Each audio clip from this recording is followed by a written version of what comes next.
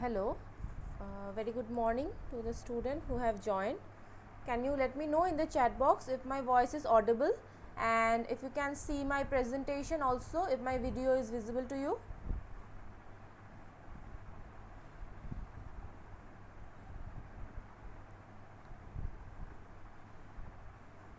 Hello. Okay, so I hope everything is fine. Okay, so we will wait till students join and then we will start our session at 11 a.m. today.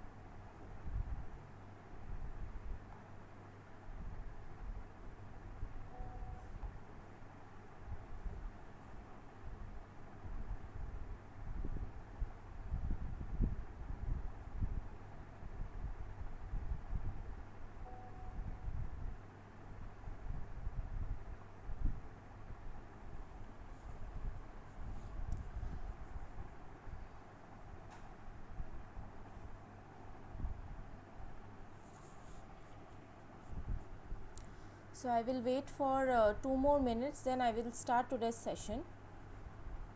I hope my voice is audible and everything is fine with the video PPT. If not, please let me know in the chat box.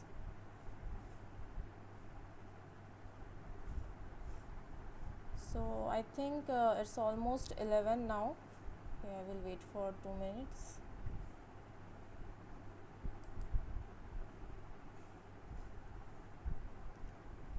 Okay, let me start with the introductions. So very good morning to the students who have joined. My name is Mousumi Deb and I am the PMRF fellow from the Department of Chemistry and Chemical Biology, IIT ISM Dhanbad. I am the TA for your NPTEL course of Organic Chemistry in Biology and Drug Development. So in this course, what we did in past 11 weeks, we learned about organic chemistry and the interface of organic chemistry and biology. And at the last few weeks, we discussed about drug development, how drug development is intimately related with the organic chemistry, and how we can use organic chemistry tools for the drug development, and how it is integrated part of our biological systems as well. So today it is our summary session. So we have finished 11 live sessions in past 11 weeks with our classes. Actually our usual classes are on Tuesday from 6 p.m. to 8 p.m. So today it is our extra summary class.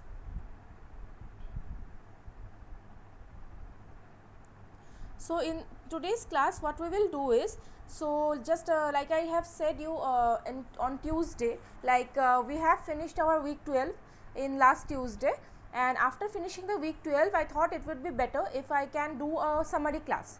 Okay, so in this summary session, what I will do is, I will summarize the topics which we have done in past weeks. So I think we started with the proteins and the amino acids, then we move forward to the DNA RNA systems, and then we gone to the drug development process and different types of drug materials and diseases we discussed about.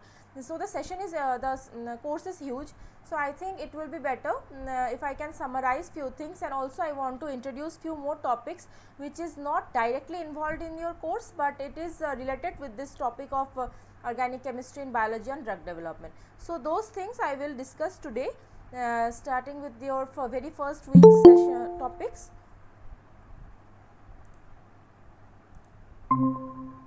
Okay, so as I was saying, today what I will do, so very good morning to the students who have joined. So today, in today's summary session, what I will do is, I will discuss what we have done in past few weeks. So just since the course is huge, I know it is very difficult to remember all the topics together, and since your examinations are near, so I thought it will be better if I can do this kind of summary classes today. So today we won't have any kind of question answers, just like how we do every day. We do not will do any kind of MCQs today. Only I will summarize few topics. So I will start with the proteins and the amino acids, then I will move toward the enzyme kinetics and the separation techniques like your chromatographical techniques. Then I will discuss few things about the DNA replication and protein translation, and I will move toward the drug development process. I will discuss few topics regarding the drug development process, and I will discuss a little bit about anti-cancer drugs today. So these topics we have learned in past weeks, but some topics were not as much as it should be in your course. So I thought to give you a wider overview. Okay, so it will be better, so since it will help you to understand the course better. So I hope my voice is audible to you. So today we will have this 1 hour class, and our next class, which will be our last class. So the next class we will have on 17th, which is day after tomorrow. So in that class I will summarize. So today I will start summarizing the course as a whole, and the topics we left, we won't finish the summary class today. So the topics which are left I will discuss on Tuesday, and on Tuesday I will have 12 questions. All the 12 questions will be related to your 12-week course, 1 week per 1 question per week. So I want all of you to read all the things what we have learned in this course. So since on the 17th October, Tuesday, we will have our last class. So if you have anything to tell me, if you want to share anything, any question, any doubt, any query, I will request you to send an email to me, or you can tell me in today's class also. Okay, so I will share my email ID before today, because I want all of you to note it down. So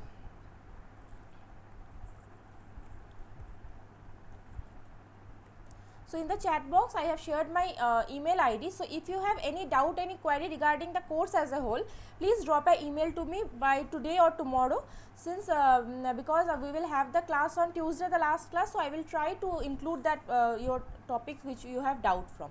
So I hope my voice is audible, and I hope you can see the PPT. So we will start the session, okay. And meanwhile, if you have any problem due to the network issues, so you don't have to worry, because I will share this class PPT and video with you after the class. And also, if the network issue arises from my side, please wait for some time, do not leave the class, I will join as soon as possible, okay. So it is 11:05, so let us start.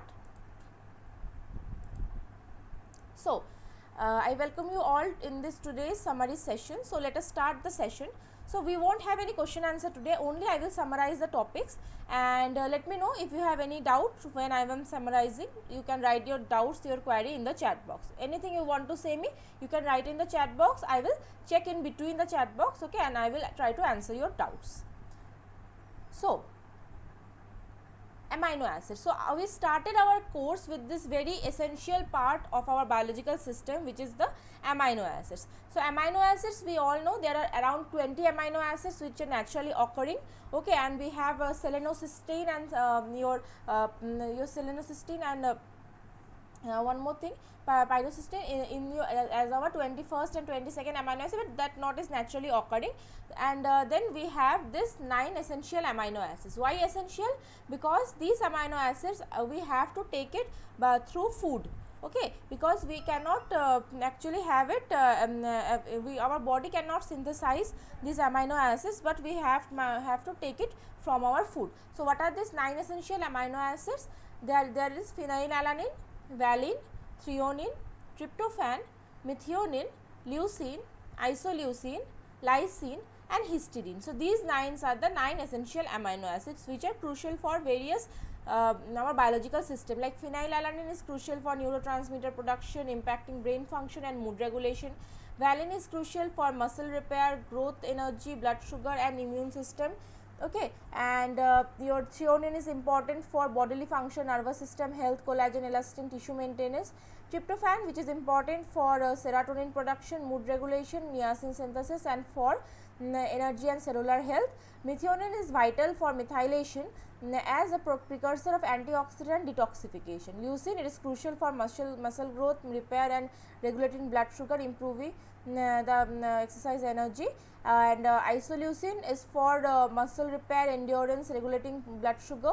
Lysine is crucial for growth tissue repair, supporting healthy immune system. And histidine, it is important because it is a precursor for many biological compounds, okay. So these are the 9 essential amino acids. So I want all of you to remember this names of this 9 essential amino acids. And why essential? Because our body cannot produce it, we have to take it through food. Then classification of according to the polar side chain. So we can classify the amino acids based on many things, okay. Based on the charges, we can classify as acidic and basic, okay, the charged or non-charged, okay. So and then we can classify amino acid according to the polarity of side chain. So we have 2 type of amino acid. One, it is polar amino acid, in which the R contains polar hydrophobic group, so it can form hydrogen bond, hydrophilic group, and so it can form hydrogen bond with water. In those amino acid, R may contain a OH group like serine, threonine, tyrosine. SH got thiol group as in cysteine, amide group as in glutamine and asparagine. NH2 group on nitrogen act as a base, and lysine, arginine, histidine. COOH group, acidic amino acid, aspartic, glutamic acid. A non-polar amino acids, R is a alkyl hydrophobic group which can't enter the hydrogen bond formation. 9 amino acids are non-polar like glycine, alanine, valine, leucine, isoleucine, phenylalanine, tryptophan, proline and methionine. So based on the polarity of side chain, we can classify amino acids into polar and non-polar amino acids. So protein, we all know amino acids are the building block of protein. So we have first the amino acids, they can form the peptide bond among themselves, and then we have this primary structure of a protein, okay, which is a chain of polypeptide chain. Then what we have a secondary structure. What are the secondary structures? We have alpha helix and beta pleated sheet, right? And then what we have the tertiary structure. So how the tertiary structure form? So basically this tertiary structure form through the interaction with this alpha helix and beta pleated sheet. So for globular protein and fibrous protein are a type of tertiary structure of the protein. They are the classification. So these are very important because many of our proteins are one is the fibrous and then other are the globular protein. So what are the differences between these two is the fibrous protein is a class of insoluble proteins which constitute main structural elements of the body, and globular protein a protein soluble in water and tend to be involved in metabolic functions. Fibrous protein has a long narrow shape and globular protein has a round and spherical shape. The fibrous protein have a helical sheet structure and helical or sheet structure, and globular protein has a ball like folded structure. So this is the secondary structure, the fibrous protein, and the globular protein is a tertiary structure. This consists of a repetitive amino acid sequence, and this consists of irregular amino acid sequence. These are insoluble in water and bases and acid. Globular protein is soluble in water, acid and bases. Fibrous protein have a strong intermolecular interaction, globular protein have weaker intermolecular interaction. Fibrous protein less sensitive changes to the temperature and pH, and globular protein sensitive to changes with temperature and pH. These are involved in forming structure, and globular protein are involved in the metabolic reaction. So examples are very important for fibrous structure protein, the examples like collagen, elastin, actin, fibrin, keratin. So these all we know are the in the forming structure, like in hair we have keratin, collagen we have on the skin. So these are the forming, and enzyme, hormone which are involved in the metabolic reactions are the globular protein. So these were the differences and the comparison between the fibrous and globular protein, okay. And okay, so isoelectric point. So we have learned how to calculate the isoelectric point in our very first class. So what is the isoelectric point? So basically we all know amino acid, it has a amine group and a carboxylic acid group, okay, and always amino acid stays in a zwitterionic form, okay. So typical amino acids are zwitterion at neutral pH, okay. So in neutral pH it stays as a zwitterionic form. Zwitterion means it has a positive and negative charge in a same molecule, okay. So the same molecule contains a positively charged part and a negatively charged part, that's are called the zwitterion. So an internal acid base reaction between basic amino group and acidic carboxylic group results in a salt with 2 point of charges but a net 0 charge. Typical amino acid have two acidity constant, one for carboxylic acid, one for ammonium salt, okay. So if a particular amino acid has only carboxylic and amine group, okay, so then what we will have, we have two Ka value or two acidity constant. First is the pKa which is for the carboxylic acid, and then pKa2 which is for the ammonium ion or for the amine group, okay. So what is the isoelectric point? Isoelectric point of amino acid is the pH at which it bears net charge of 0. So for amino acids, non-acidic and non-basic side chain, it means which do not have extra amine or carboxylic group, the isoelectric point or Pi is the pK1 plus pK2, okay. So it is calculated by averaging the two pK value, okay. So you have to do the average of pK1 and pK2, and then amino acids with acidic and basic side chain, they have 3 pK values. So we have done thorough calculations. I have told you how to calculate this. You can check the week 1 PPT regarding the calculation for the examples of the your acidic amino acid, basic amino acid. So just remember, acidic amino acid, we can the Pi can be obtained by averaging the okay, somebody wants to join, yeah. So for acidic amino acid, how we have to calculate the Pi? For acidic amino acid, we have to average, okay. For acidic amino acid, we have to average to most acidic pKa value, okay. To most acidic pKa value we have to average for the acidic amino acid. For basic amino acid, we have to average the two least acidic pKa value, and if the amino acid is neutral, we have to only 2 pKa value, and we have to average these 2 pKa values. So that's how we calculate the pK or isoelectric point. So isoelectric point calculation is also very important for your in this course. We did it for in the week 1 and week 2. So please practice those examples. I have the examples are included in your week first week's PPT. So please do practice, and it is very easy. If you can practice, you will understand. It is very easy. Okay. So now I will move forward. Enzyme kinetics. So we did learn about enzyme kinetics in our course, but it was not as much in detail. So today I will discuss it in little bit detail, and not so much, but it will help you to understand the enzyme kinetics in a more efficient manner. Okay. So enzyme kinetics, what is the definition of this word enzyme kinetics? It is the study of the rate at which an enzyme works is called the enzyme kinetics. So we have this substrate and we have this enzymes. Okay, the bigger ones are the enzymes and the smaller circles are the substrate, and this is the low substrate concentration where the enzymes are higher. This is the saturated one, and this is the high substrate concentration. So reaction rates increase as substrate concentration increase, but became saturated at very high concentration of the substrate.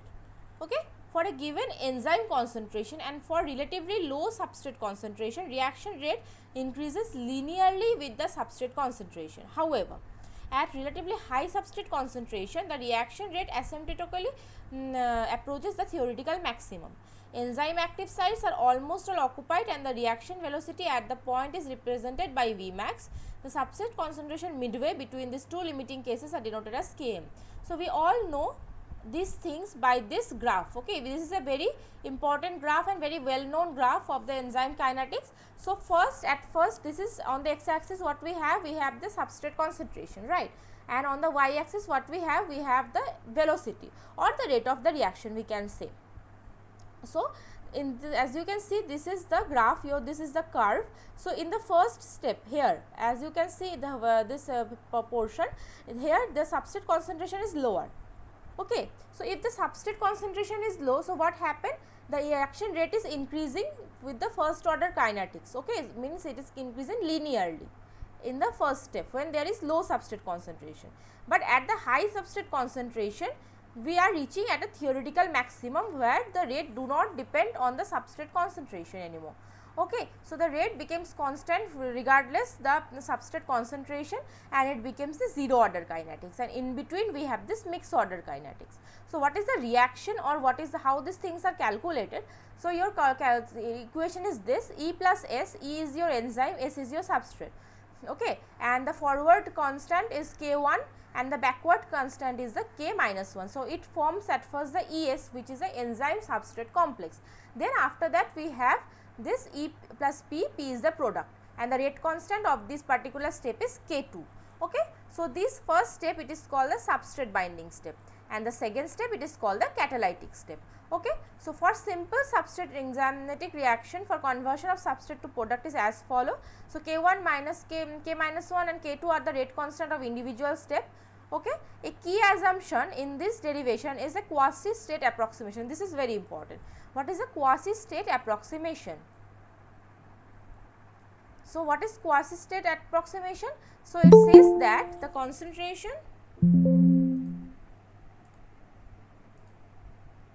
so in the quasi-state approximation, what happens, like this is the reaction.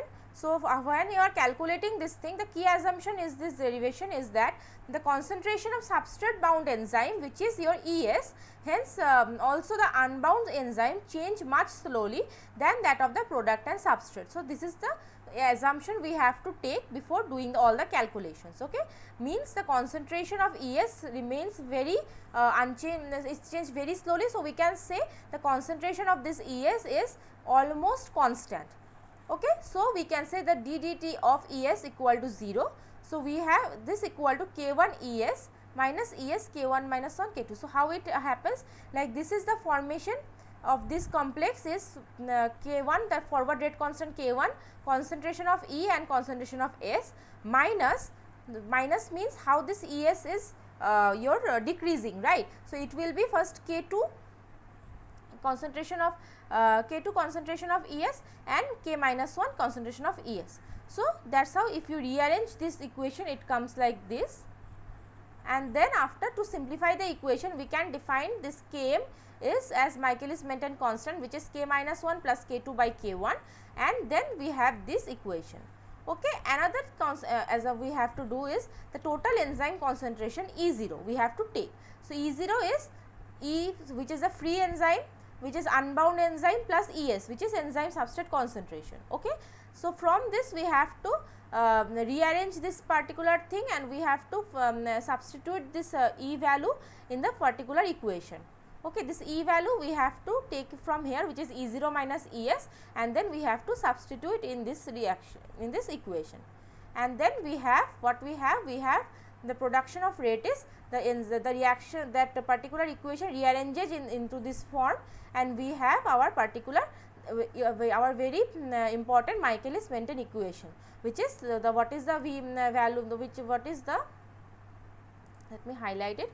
So, this is our Michaelis-Menten equation, which we know it is equal to V max in your concentration of substrate divided by Km plus S, which is your rate of the production of the product. Okay. So, this is the rate of the product formation, which is our Michaelis-Menten concentration. So, that is how all the total your this equation comes from. So, in your course we had not discussed how the derivation of this particular Michaelis-Menten equation. So, that is why I have given it here. So, as you can read, it is very easy. If you practice it one time, you can easily do it, okay, by your own. If you practice this one time, because this is very easy. This we did not learnt in our weekly assignment. During our weekly assignment only we have learnt this particular equation, and we have solved various mathematical questions. So, I thought to give you how the this particular equation comes. So, it will be helpful to you to remember this equation. So, what are the okay, I have to just erase this thing. So, now understanding the terms in this particular equation. So, we have Km. So, Km is the Michaelis-Menten constant, we all know. It is the substrate concentration at half Vmax. Km is a constant for a given enzyme. So, particular enzyme, for a particular enzyme there is a particular value of Km. Km is an estimation of the equilibrium constant for substrate binding to enzyme. Small Km means tight binding, high Km means weak binding. Km is a measure of substrate concentration required for effective catalysis to occur. And Vmax is a constant for a given enzyme. Vmax is a theoretical maximum rate, but it is never achieved. Okay. So, Vmax term, it is theoretical, that is never achieved. To reach Vmax, it would require all enzyme molecules are tightly bound to the substrate, which is nearly impossible. Okay.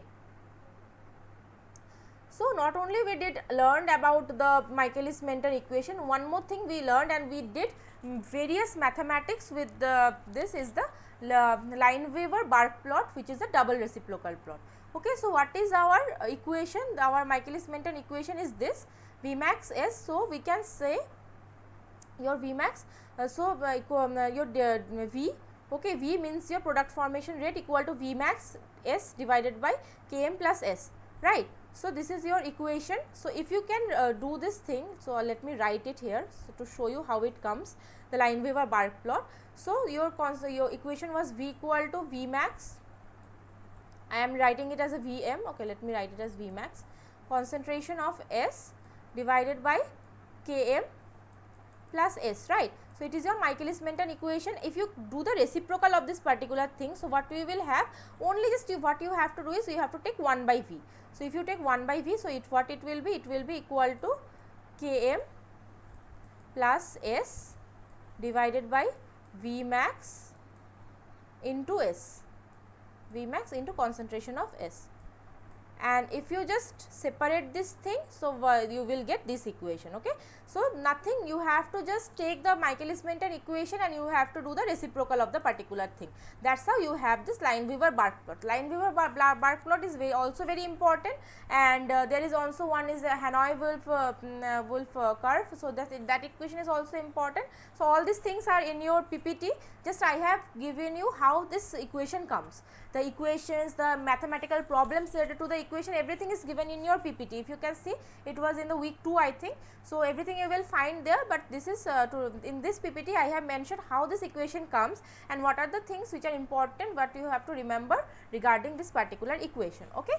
So, Lineweaver bark plot is also very important, and question can come is like you are given this, as you can see, this is a straight line, okay, and if this is on the y axis, it is 1 by v, on the x axis is 1 by s. So, what is the slope? The slope is km by v max and the intersection is 1 by v max. So, the one value can be given to you, like you are given the value of your slope and then you are asked to calculate the value of your km, and intercept is also given and you are asked to calculate the km. So, this kind of mathematical problem can be given from this particular kind of plots. Okay.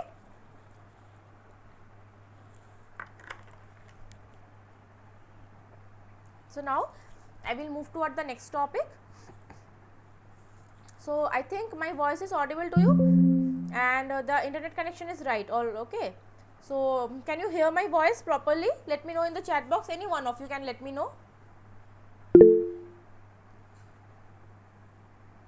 Is my voice audible to you? Is the PPT visible to you?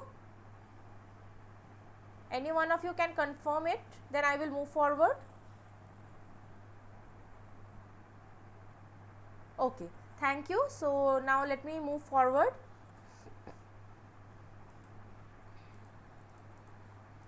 So, now gel filtration chromatography. So, when we are discussing our when we were discussing our your synthesis of proteins and everything, so we had a topic regarding your separation techniques. Okay. So, in the separation technique what we had this chromatographical technique. So, one of the chromatographical technique was a gel filtration chromatography. So, what is the gel filtration chromatography? So, first, chromatography encompasses a variety of techniques that involve a mobile phase flowing through a bed of the stationary phase. A mixture of solutes are resolved or separated as a result of such differences in affinity of the solutions for the mobile phase relative to the stationary phase. A solute that has more affinity for the mobile phase moves forward with the mobile phase, whereas a solute with more affinity with the stationary phase is retarded. Thus, solutes that are separated into bands based on their distribution between phases. Molecules of biological interest are separated or resolved by a variety of chromatography techniques, including absorption chromatography, ion exchange chromatography, partition chromatography like paper and thin layer chromatography, gas liquid chromatography, and molecular exclusion chromatography with molecular sieve or gel filtration. So, chromatography involves a mobile phase which can be liquid or gas flowing over a stationary phase like a solid or liquid, okay, and the mixture of solutes are separated based on the solid components affinity toward a mobile or stationary phase. If component 1 has more affinity for the stationary phase than component 2, then component 2 will migrate with the column through more rapidly. So, as you can see here we have this mobile phase which is in M and the white this stationary phase in this circle. So, if a compound has more affinity toward this stationary phase which are the circle, it will stay in the column, and the compound which have more affinity toward this mobile phase, it will pass the column and it will be separated first. Okay. Then we have the site exclusion chromatography, which is SEC. So, large molecules. So, there is a in the size exclusion chromatography what we have this kind of your large molecules, okay, and a small molecule. So, it is basically based on the size of the molecule. The separation happens due to the size of the molecule. So, there is a pores in this system. This stationary phase is porous. Okay, since the stationary phase is porous, the small molecules can easily enter this pores of this stationary phase, and the large molecule which do not fit the pores of this porous material, it will have more affinity toward your mobile phase and it will be passing through the column more fast. So, as you can see the chromatogram, this is called the retention time. Retention time basically means how long the component is taking to come out of this particular column. Since larger molecules will not fit into the pores of the stationary phase, they will pass faster and they will have lesser retention time than the smaller molecules, okay, which are able to fit into the pores of the stationary phase. So, this size exclusion chromatography basically based on the size difference of the particular mixture or components. Okay. Then we have partition or purification of protein by the ion exchange chromatography. So, what happens during the ion exchange chromatography? If a column is negatively charged, that is a carboxymethyl, then proteins with Pi less than pH will negatively charged and not bind to the column but elute.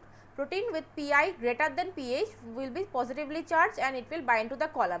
Now, so now how the charge of the protein based on the Pi, you will I have discussed it. Okay, we will find it in the first week PPT itself. I think I have discussed it. So, as you can see the Pi and pH differences. So, Pi is the a particular amino acid Pi means the when it is completely neutral.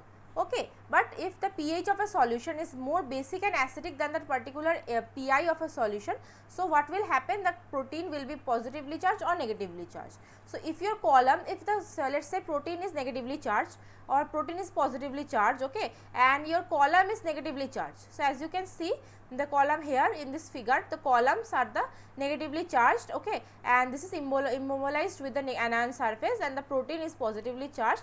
Then we have to elute the low salt concentration using means the NaCl solution, okay, and if you add low salt gradient means so what will happen, easily the all the negative charges will come out, okay, and the positive charges will stay and binded with this particular column. So, that is how the difference is coming here. So, in the basically the ion exchange chromatography takes the advantage of the particular charges of the proteins and also of the, so that is how it can make the particular stationary phase positive or negatively charged, and then it can separate the proteins, okay. And then we have this 2D gel electrophoresis. So, what happens in the 2D gel electrophoresis? The proteins are separated as per isoelectric point and protein mass 2. So, for 2 times we have to separate here. The separation of the proteins by isoelectric point is called isoelectric focusing.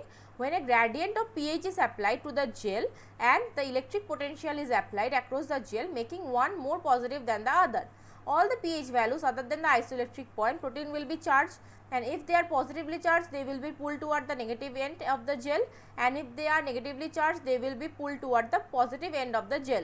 The proteins applied in the first dimension will be move along the gel and will accumulate at their isoelectric point, that is the point at which overall charge is 0 or neutral charge. So, as you can see, this is the isoelectric focusing, this is the decreasing the chain gradient of the pH is here, okay, this is the decreasing Pi. The first dimension, the isoelectric focusing happens where the amino and the proteins are the separation happens due to the changes of their Pi values, okay, and then the separating the proteins by mass is treated with sodium dodecyl sulfate or SDS along with the other reagent like SDS page. This denatures the protein and unfolds into the long straight molecule, binds with a number of SDS molecule roughly proportional to the protein's length. Because of the protein's length is roughly proportional to its mass, since SDS molecules are negatively charged, the result that will be proteins will be same mass to charge ratio with each other. So, what happens in the second dimension? First is the isoelectric focusing, where the proteins are separated due to their isoelectric points, then they are separated through the mass. So, what happens? We have to treat it with a SDS page. Now, this will denature the protein, it will unwind the protein, make it a straight chain, and this will bind with the SDS, which will make it negatively charged, and then separation will happen according to the molecular weight. So, as you can see, there is a 2D 2 dimension. First, in this dimension we have decreasing Pi, and in the y axis in this dimension we have the decreasing molecular weight. So, that is how the separation of protein happens by the 2D gel electrophoresis. Okay. All these things I have discussed earlier also. I am just summarizing so that you remember the things, and you can when you are start reading you will get less confused, because we have learned so many things. It is very common to get confused.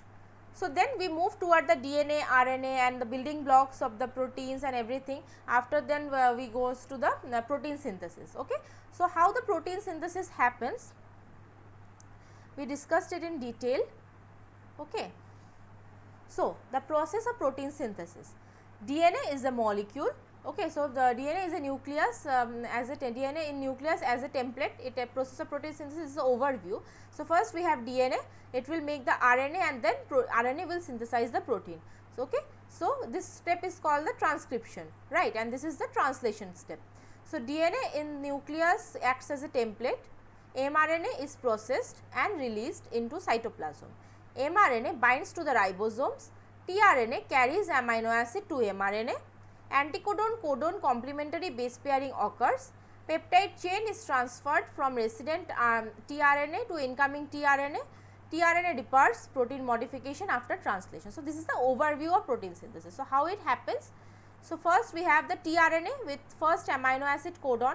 So, this is the anticodon. Anticodon means this will have, this is the start codon and the protein synthesis happens from this 5 prime to 3 prime, and we see this is the start codon AUG and it codes for methionine, right. Then we have this ribosome, this is the large ribosomal unit, this is the small ribosomal unit, and we have mRNA here.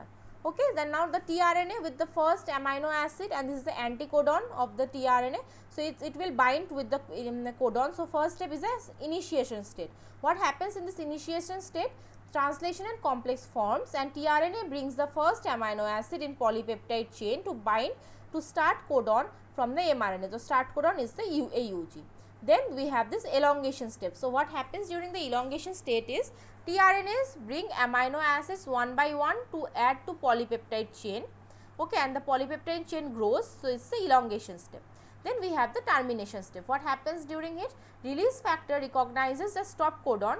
Okay, so we know there is 3 stop codon like UAG, UGA and UAA. So, these 3 are your stop codon which do not code for any amino acid, and we have a release factor. This release factor will recognize the stop codon and translation complete dissociated and complete polypeptide chain is released. Okay, so first initiation step happen, then elongation, then termination. So, this is the complete cycle for, and when one polypeptide chain is finished, another cycle starts and another polypeptide translation is happening. So, this is the overview for the translation step. So, what is the difference between transcription and translation? Transcription process, the process is transcribing a piece of DNA into RNA is known as transcription. The enzyme involved in the transcription process is RNA polymerase. Okay, and translation involves in the synthesis of a protein from mRNA template, converting the mRNA code into an amino acid sequence within a protein. For example, mRNA goes to the protein, this is a translation. So, this is the translation and transcription. Okay. So, let me just check everything is fine with the connection, and if I have any question. Okay, fine. So, now I will move forward. So, after translation we have learned in another very important process which is your DNA replication. Okay. So, how the DNA replication happens with the DNA polymerase, with the help of DNA polymerase enzyme. So, as you can see, this is a double stranded DNA, this is the parental DNA. Okay. One strand is from 5 prime to 3 prime which is the dark blue one, another strand is from 3 prime to 5 prime. So, okay. So, this is the overall overview of the DNA replication. So, how it started? So, at first helicase enzyme, it unwind the parental double helix. Okay. So, there we have this helicase here, and this helicase unwinds the, means it breaks the base pair hydrogen bonds and it unwinds, and we have this zipper kind of as you can, this is a zip kind of thing, okay, which is called the replication fork. This part is called the replication fork. Then we have these proteins which are in this orangish proteins. These are the single strand binding protein. This stabilizes the unwound parental DNA, and they actually help them to keep unwinded. Okay, they prevent they prevent the hydrogen bond formation in this replication for the single strand binding proteins. Then the leading strand is synthesized continuously from in the 5 prime to 3 prime direction by DNA polymerase. So, this DNA replication, this is called the leading strand. Which one is called the leading strand? The leading strand which is synthesized in the 5 prime to 3 prime direction. Okay. So, DNA always this DNA replication, it actually happens from the 5 prime to 3 prime 3 prime direction. Okay. So, DNA polymerase enzyme, it forms this 5 prime to 3 prime direction DNA, new strand of DNA, which in from the 3 prime to 5 prime, it forms continuously. So, why, that is why it is called the leading strand, where the formation of the strand, it happens continuous manner, and the enzyme which is involved is DNA polymerase enzyme. This is called the leading strand. And then we have a lagging strand. So, what is a lagging strand? Lagging strand is also formed from the 5 prime to 3 prime direction, but it is formed discontinuously. Okay. So, remember these two things is very important. Okay. Leading strand, it is formed in the 5 prime to 3 prime direction, and it is synthesized continuously, and the lagging strand, it is also it is formed in the 5 prime to 3 prime direction, but it is formed in discontinuously. Okay. So, this is the one major difference between the leading and lagging strand. And primase synthesizes short RNA primer. This is a primase enzyme. This is the, in the square is the primase enzyme, which forms a short RNA primer. This is red one, which extended by DNA polymerase to form Okazaki fragment. So, this RNA primer, the DNA polymerase uses this RNA primer to form short short fragment, which are called the Okazaki fragment, and after RNA primer is replaced by DNA by another DNA polymerase, the DNA ligase join these Okazaki fragments to a continuous growing strand, and overall direction of replication is this direction, 5 prime to 3 prime. Okay, the overall direction, as you can see, the overall direction of replication is this on this thing. So, this is the DNA ligase enzyme which joins the Okazaki fragments. So, this is the overall cycle of the DNA replication. So, there are many enzymes which are important in the DNA replication, like we have DNA ligase, which seals the nicks between the Okazaki fragments, converting them to a continuous strand of DNA, covalently closes the nicks between double stranded DNA. Then we have helicase. Helicase uses the energy from the ATP to break the hydrogen bonds holding the base pairs together. This join allows the two parental strands of DNA to begin unwinding and forms to replication for. Each strand of parental DNA has now own helicase. In humans, two inherited diseases like Werner syndrome and Bloom syndrome result from helicase defect. E. coli contains at least 6 different helicases, same involved in the DNA repair, other involved in the conjugation. Principal helicase is the DNA B. DNA polymerase are enzymes that synthesize DNA molecules from a deoxyribose nucleotides, the building blocks of DNA. These enzymes are essential to DNA replication and usually work in pairs to create two identical DNA strands from a single original DNA molecule. During this process, DNA polymerase reads the existing DNA strand to create two new strands that match the existing ones, also performs proofreading and error correction. Primase is an enzyme involved in the replication of DNA and this type of RNA polymerase. Primase catalyzes the synthesis of short RNA or DNA in the same organism segment called primer, complementary to single strand DNA template. Primase is of key importance in DNA replication because no known replicative DNA polymerase can initiate the synthesis of DNA strand without initial RNA or DNA primer. After elongation, the RNA piece is removed by 5 prime to 3 prime exonuclease refilled with DNA. And we have topoisomerase. Every cell has an enzyme that increase or decrease the extent of DNA unwinding is called the topoisomerase. Topoisomerase is also known as DNA guidase and acts on the topology of DNA. Topoisomerases bind to double strand DNA and cut the phosphate backbone of either one or both DNA strand. This intermediate break allows the DNA to untangle, unwind, and at the end of the process DNA backbone resealed again. Topoisomerases is an enzyme that can change the linking number. Okay. So, these are the enzymes which are important during the DNA replication.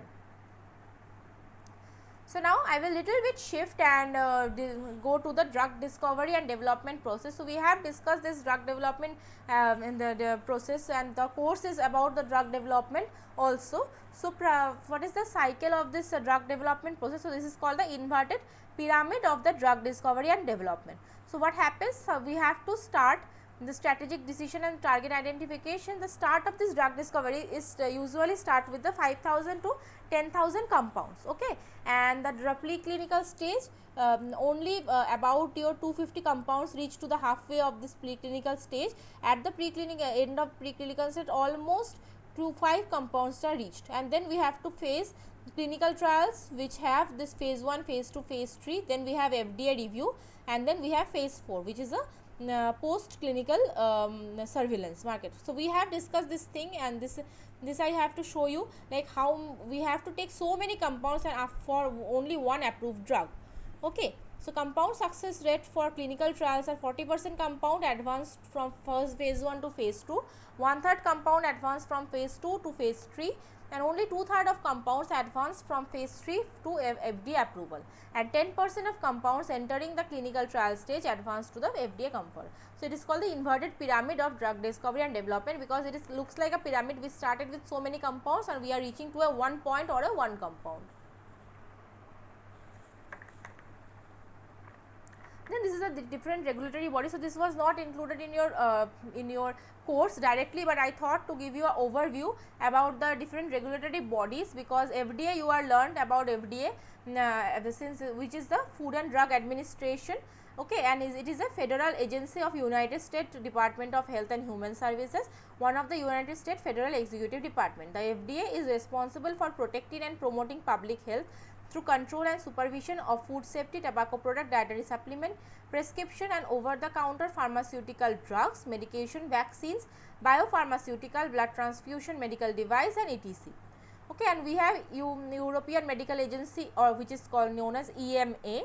We have MHRA, which is Regulatory Medicines and Device, which is a Executive Health and Department of United Kingdom. Okay, and we have PMDA, which is similar to FDA, but it is a Japanese government organization. Okay, regulator and this is Central Drug Standard Control Organization in India. This is similar to that.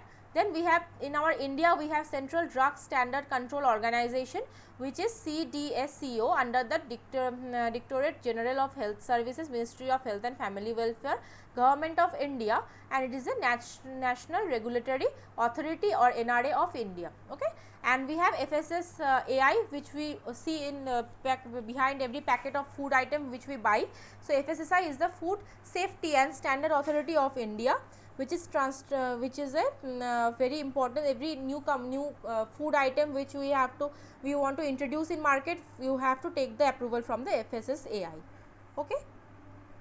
So drug discovery development process, there is an integrated part which is called the assays.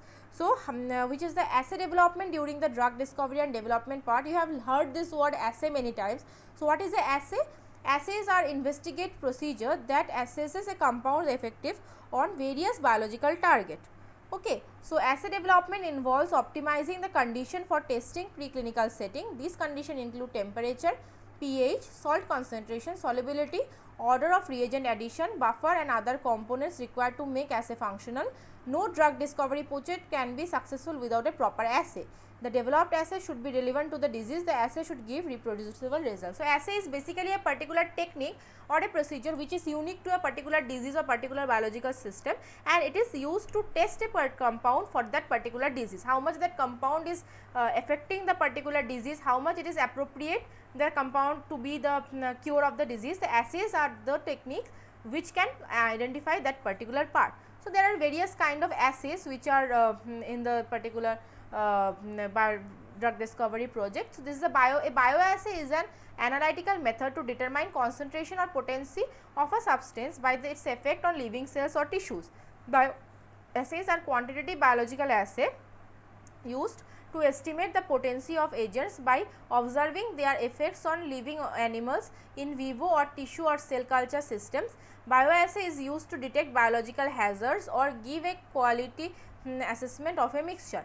Bioassay is often used to monitor water quantity and also sewage discharge on its impact on surroundings.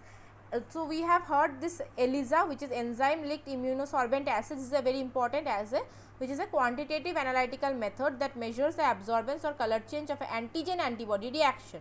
Example: direct, indirect, sandwich or competitive. ELISA is used to measure the variety of substance on human body from cortisol level to stress or glucose level or diabetes. So ELISA assay is a very important assay which can give us about various substance which can use to measure various substances of our body. And then we have this microsomal stability assay, which is a metabolic assay, and it was validated to evaluate liver enzyme metabolism using model compound. In addition, this assay was evaluated by testing a set of structurally unrelated compound for metabolic stability.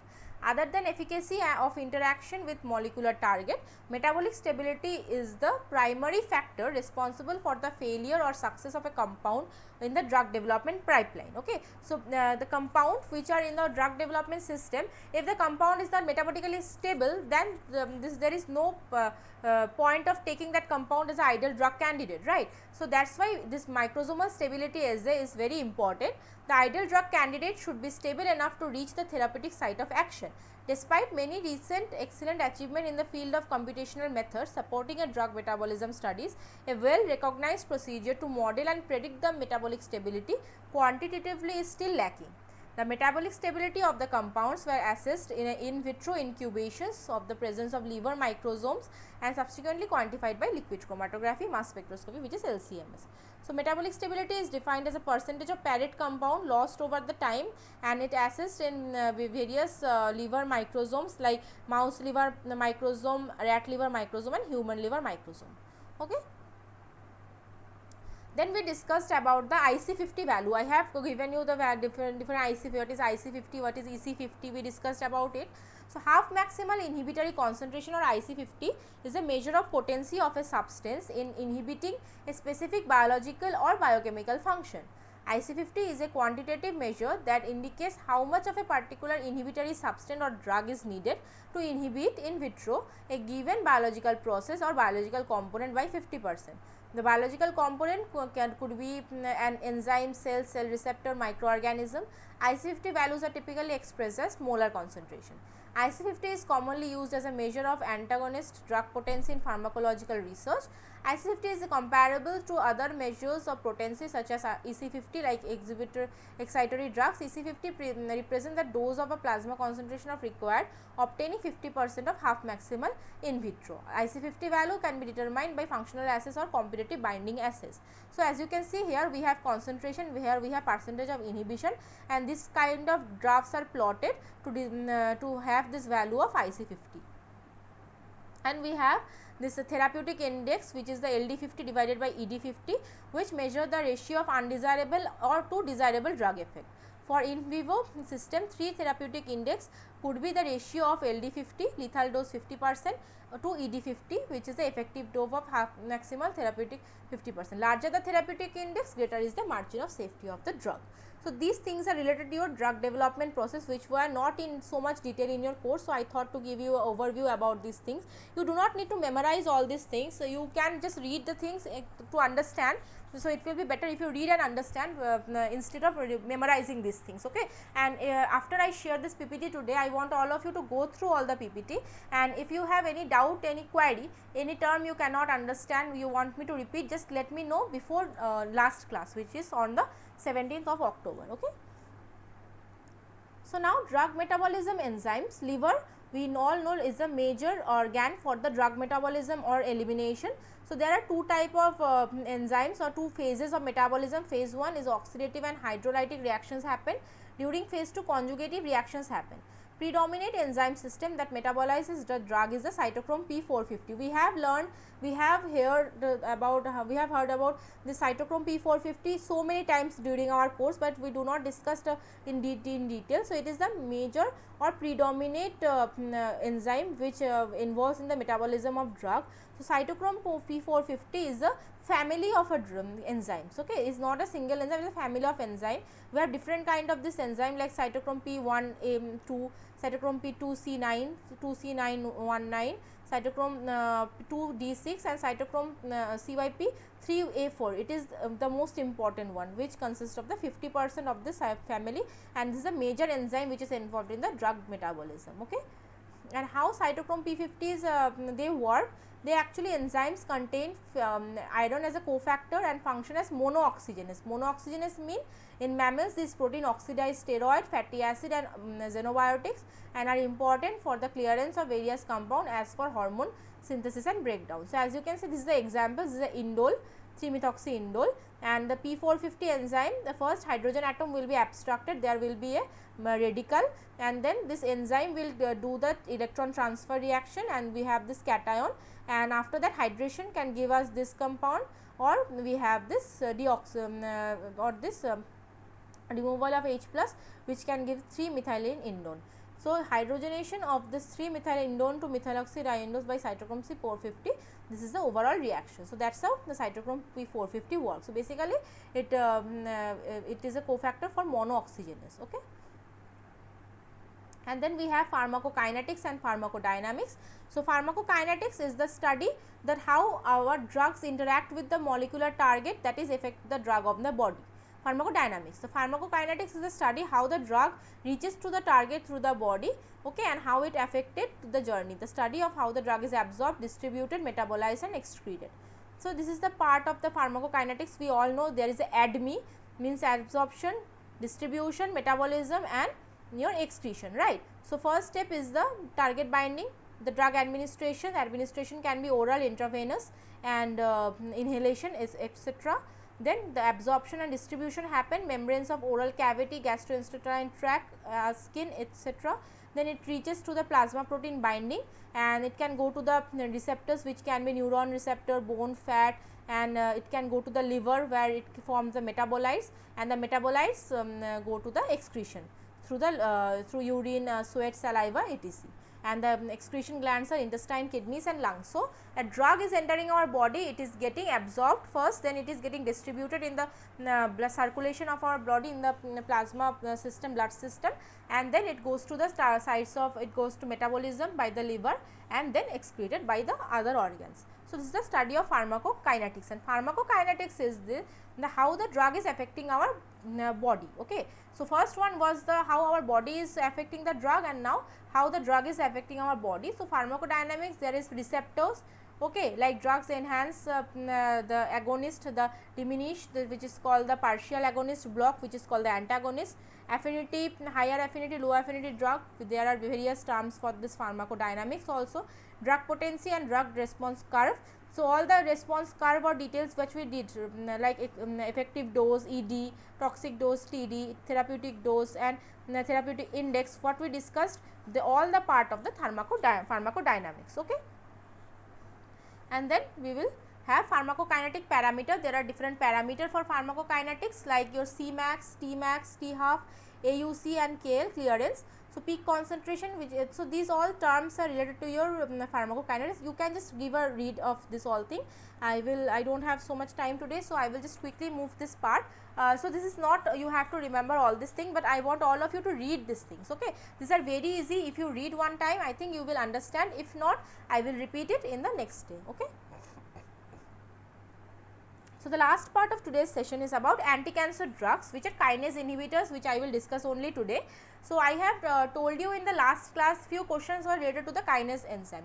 So, what is a kinase inhibitor? So, protein kinase is an enzyme that catalyzes the transfer of the phosphate group from high energy phosphate donating molecules like ATP, and this process is called the phosphorylation, where the substrate gains a phosphate group and high energy ATP molecule donate the phosphate group. The enzyme involved in many biochemical signaling pathway, like the signal transduction and effector cellular functions such as cell proliferation and apoptosis. So, we have this substrate, we have this ATP, one phosphate group is transferred to the substrate from ATP and ATP is converted to ADP, and the enzyme is the kinase enzyme.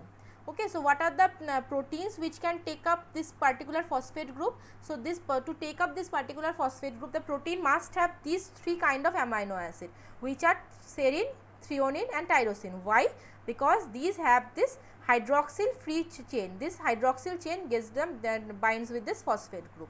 Okay, so, based on this we have serine threonine protein kinase and we have tyrosine protein kinase. So, these are the two protein kinase family. So, this, as I said, we have serine threonine kinase and tyrosine kinase protein family. The serine threonine kinase is a receptor serine threonine kinase, non-receptor serine threonine kinase. So, these are the examples. Okay, the receptor one and non-receptor ones. You do not need to memorize the examples, but this is only for your knowledge how these things happen. Like these kinases like PK, PKC, MAP kinase, Aurora kinase, these are non-receptor serine threonine kinase. These are the examples of the kinases. And this BCR-ABL, which is a very important kinase, which is a non-receptor tyrosine kinase. So, human genome has 30 to 35k genes, protein kinase genes are 518 and phosphine phosphate gene are 100. Okay. How kinase inhibitor works? So, basically the kinase, the growth factor attached with the receptor gives the signal and the cell division happens. Okay. So, this is the only the overview of the process. So, this cell division, when this happens, but if the cell receptor is the cancerous one, then that's how the malignancy generates. Okay, the uncontrollable cell division. So, kinase inhibitor works by attaching in the ATP binding site of the particular kinase enzyme. So, if this is the ATP binding site of a kinase enzyme, as you can see, this is a hinge binding site where the ATP binds with the hydrogen binding. So, kinase inhibitor molecules, what does they do? They binds in this ATP binding site of the kinase enzyme. So, if there is a ATP binding site of a kinase enzyme and and this is, as you can see, so if the kinase, this is the ATP and this is the ATP binding site. So, if a inhibitor molecule binds in this site, okay, with the enzyme, so what will happen? ATP now cannot bind with the particular enzyme and we do not have all the signals required for the kinase expression, the kinase expression, and that is how the inhibition generates. Okay. So, sometimes these kinase signals are related with the cancer, and kinase inhibitors now are a very important part of your anti-cancer drugs. Like for example, this is a BCR, this Griffith is a very important kinase inhibitor which is known as imatinib also. This is the BCR-ABL kinase. As you can see, when it is binding with ATP, ADP is forming and this protein is getting activated, which gives signal for cell proliferation and survival, which is reason for leukemia or blood cancer. But if this particular drug which mimics this ATP and it binds with this particular hinge region, so what will happen? Now no phosphorylation happens, means no signal, means no leukemia. So, that is how the protein kinase inhibitors work. Okay. So, this was the example, this was only one example for kinase inhibitor. Most of the kinase inhibitor works in this manner. Okay. So, I just discussed about kinase inhibitor a little bit because you had this anti-cancer drugs in your last session, but we could not discuss it in so much detail. So, this was all about today. So, what we did today, we discussed about your proteins, we discussed about your amino acids, then we go to your separation techniques and DNA, RNA, everything, and then we get an overview of pharmacokinetic dynamic parameters, and then we discussed anti-cancer drug. So, this was today's summary class. What we will do in our last class, which will be on your 17th October, which is day after tomorrow, the Tuesday's class. So, in that class, I will discuss the things left to summarize, means your antibacterial, antiviral drugs, your all the drugs which we have learned so far, we will discuss those drugs. Okay, and we will have few questions which will be summarized question of your last previous weeks, and I want all of you to go through this chapter in this all the chapters and let me know the things which you want me to repeat in last class. So, I will prepare accordingly. Okay, and I want all of you to read all those things, so that when I will show you the questions, I want all of you to try to answer those questions. So, thank you all for joining today's class. I will share this lecture video and PPT with you, and you will find it on the course page. So, go through it, and if anything you want me to discuss again, I will discuss in the last class. So, thank you all for joining. I will close the session for today.